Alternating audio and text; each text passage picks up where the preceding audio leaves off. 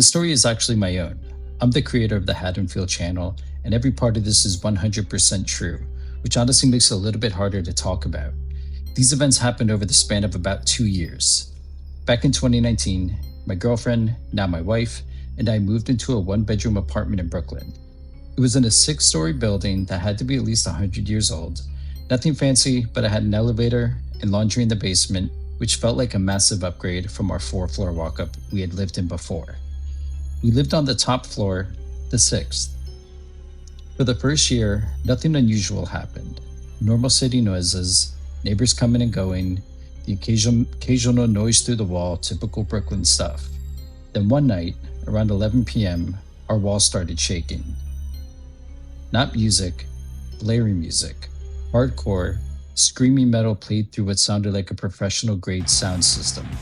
It wasn't just loud, it felt aggressive, like it was being played at us. We called the super, and she apologized and said he's lived here forever, but I'll talk to him. The music stopped about 5 minutes later. Then nothing happened for a few months. 6 months later, almost exactly, it happened again. This time closer to midnight. Same music, same volume, same rage behind it.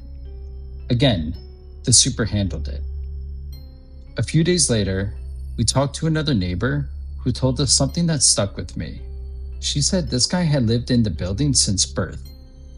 He'd always had some kind of mental illness, and his mom used to take care of him, but she had passed away in the past year or so. That was the first time I felt uneasy about this. A few weeks later, I started paying closer attention to who I saw in the elevator. I wasn't just doing the polite nod anymore. I was mapping people in my head, who lived where, and who was on my floor. Then one night, coming home from work, a short guy, maybe 5'4", stepped into the elevator with me. Clean polo, jeans, total normally looking guy. We made small talk. Then he got off on the 6th floor with me, and he walked into that apartment directly next to mine. I remember thinking, there's no way this is the guy. I was wrong. A few weeks later, around 2 a.m., my wife violently shook me awake. "Wake up, someone's trying to break in." Before I was even conscious, I heard it, screaming. Incoherent animal screaming and pounding. Hard, violent pounding on our front door. It sounded like someone was hitting it with a sledgehammer. I grabbed a kitchen knife and stood facing the door while my wife called 911. The pounding went on for what felt like forever. By the time the police arrived, about 15 minutes later, everything was silent. The officers came inside, took a statement, and asked if anyone else was in the apartment, and then they went to knock on our neighbor's door. I cracked my door open just enough to listen. His voice was calm, casual, like this was all just a misunderstanding.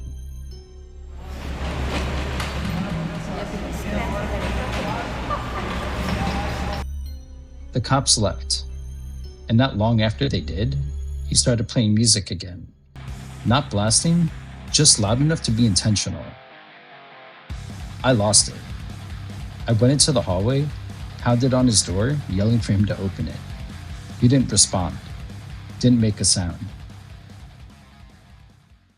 A few weeks later, I was at work in Manhattan when my wife called me hysterical. "He's back, trying to break in again, and he has a power tool." I told her to call the police, and I called them too. I told my boss someone was trying to break into my apartment and left work immediately.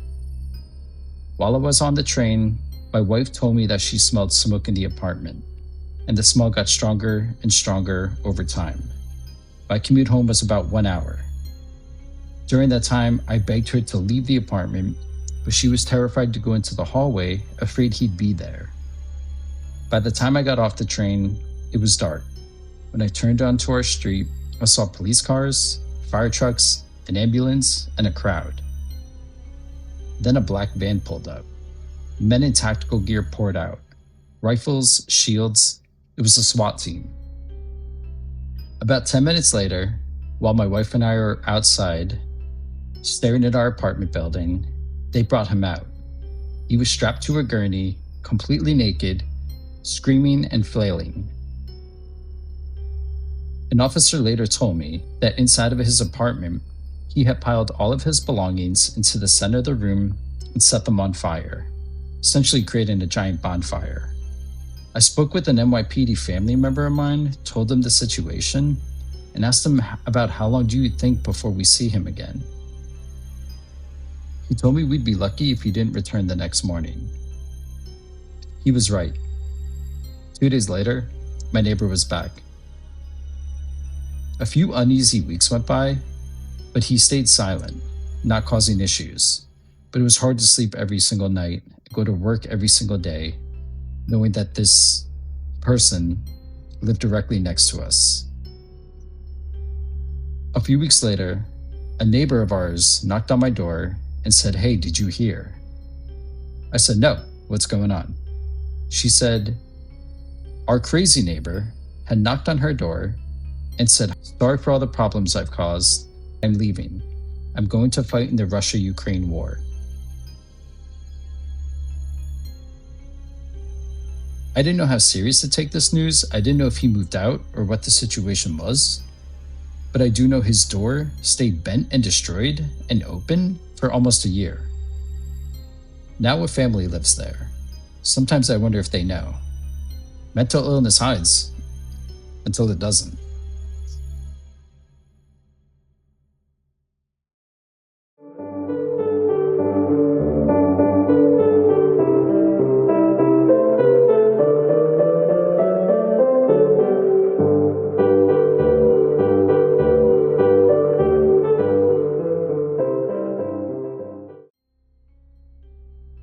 I want to start off by saying that I was a kid when this happened, about 12 years old, so the way I remember it is very specific. Certain details are burned into my brain for no obvious reason, like the sound of boots on tile or the way the house smelled that night. This was the late 1980s, December, in a quiet suburb just outside Chicago, the kind of neighborhood where every house looked the same and nothing ever happened. It was brutally cold, snow everywhere, that dry biting cold where the air hurts your face when you breathe in too fast. It was a Friday night, probably around 6.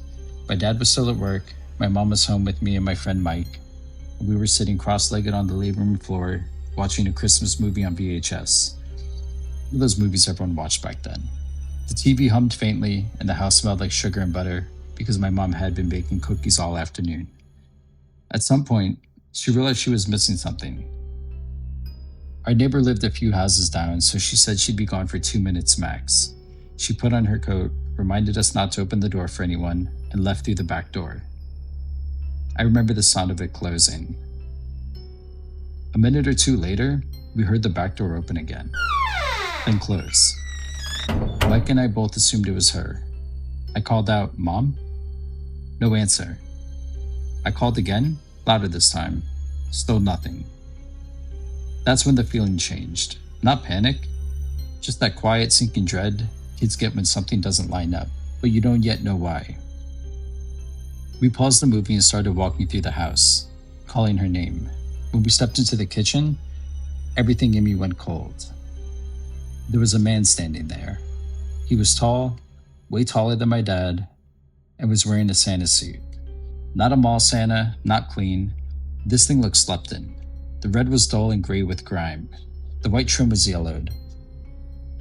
The beard hung crooked on his face like it didn't belong to him. His boots were soaked, leaving melting snow on the kitchen floor. He wasn't smiling. He wasn't saying anything. He was just standing there, looking at us. For a second, nobody moved. It felt like the whole house stopped breathing. Then Mike screamed, and I screamed too. The man reacted instantly, not toward us, but away, turning and bolting through the kitchen and down into the basement. The basement door was right there. I don't even know if he knew it led downstairs or if he just grabbed the first door he saw and went in. We didn't think. We ran, barefoot, half-dressed, straight out into the snow. We pounded on our neighbors' doors like animals, screaming until they opened it. My mom came rushing out a moment later, confused, holding a carton of eggs. We tried to explain through tears, talking over each other, barely making sense, saying there was a man in the house. At first, I don't think she believed us. She looked embarrassed, like she thought we'd scared ourselves watching movies. She even thanked the neighbor and started walking us back towards our house. I grabbed her hand and stopped. I refused to move. I just broke down crying. The kind of crying where you can't breathe. We were maybe 5 feet from the door when it started shaking violently. Something was trying to get out. The door rattled and banged as someone inside fumbled with the handle. Our front door had a weird lock to it. They had to push it in before turning it, and whoever was inside didn't know how it worked. The moment my mom saw that, her face drained of color. She grabbed us and ran. Back at the neighbor's house, we called 911. The police arrived about 10 minutes later. By then, the house was quiet again. They searched every room. The man was gone. The back door stayed wide open. Snow had blown in across the kitchen floor. The TV was smashed face down in the living room. The dining room table was flipped on its side. And outside, officers followed his footprints into the snow, straight toward the woods behind our house. They didn't go far. They shined their flashlights into the trees, then stopped. That night, we stayed at my grandma's. My dad stayed behind. He told my mom if the guy came back, he'd be waiting with his shotgun. And he wasn't bluffing. He hunted regularly. For years, I never heard another word about it, until I was 22. I was home from college one night, casually asking my parents whatever happened to that guy. My mom went quiet. Then she told me what they'd kept from me. 2 nights after the first break-in, the man came back. He forced his way through the back door. My dad woke up, grabbed his shotgun, and stood at the top of the basement stairs while on the phone with 911. The basement door was open again. When police arrived, they went downstairs. My dad heard shouting, then a struggle. The man had been hiding in the dark basement with a large kitchen knife. He attacked the officers and managed to slash one of them before they wrestled him to the ground. In his pocket was a note. It read, "Yellow house, 1 mom, 2 kids." That was us. My mom said that he got 8 years in prison. We never heard anything else about him after that. Out of sight, out of mind. Which honestly is the scariest part of all.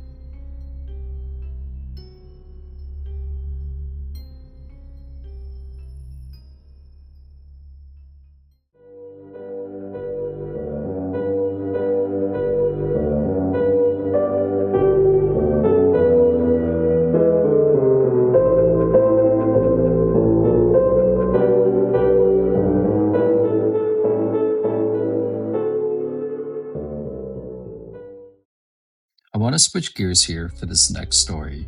It's not a personal account, it's not a fan submitted story. It's something that actually happened, and the more you look into it, the worse it gets.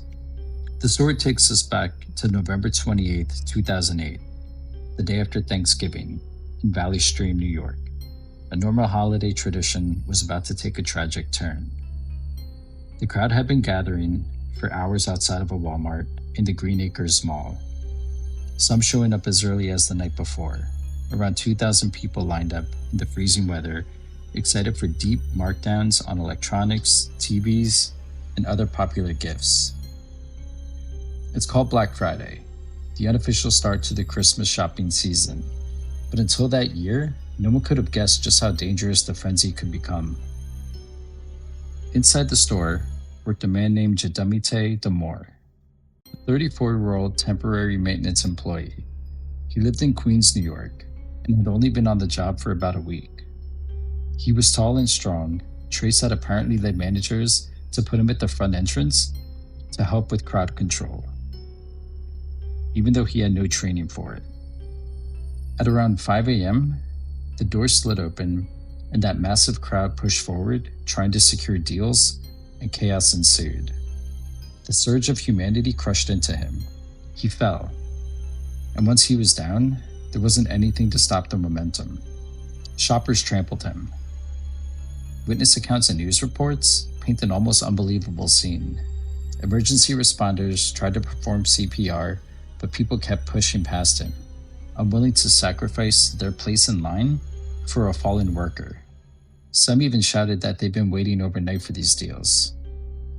Damore was transported to a nearby hospital where he was pronounced dead. The coroner's report would later show that he died of asphyxiation, crushed under the weight of the crowd that swept over him. Shock wasn't just in the fact that a worker died. It was the absence of concern from the crowd. People bottlenecked around him, stepping over and around his body to get inside.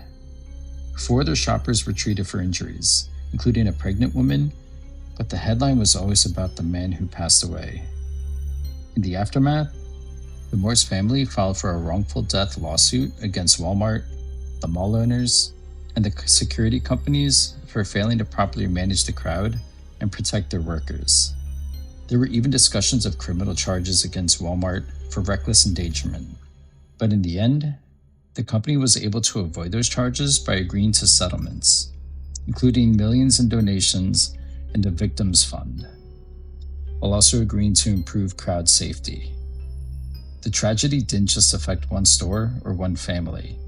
It changed the way Black Friday is handled across the country. Crowd management, signage, security staffing, and pre-sale coordination with police became the standard in the decade that followed. Today, photos and headlines from that November morning in 2008 still circulate online as a sobering reminder of how consumer frenzy in pursuit of a deal became something far more darker. Stories from shoppers that morning described lines forming the night before, people camping out in long chairs, and a culture of scarcity and competition that in that moment turned deadly. There was no villain in a mask that day, no unseen horror from the shadows, just a crowd, one man caught in its path. And the world had to reckon with what we're willing to trample over for a bargain.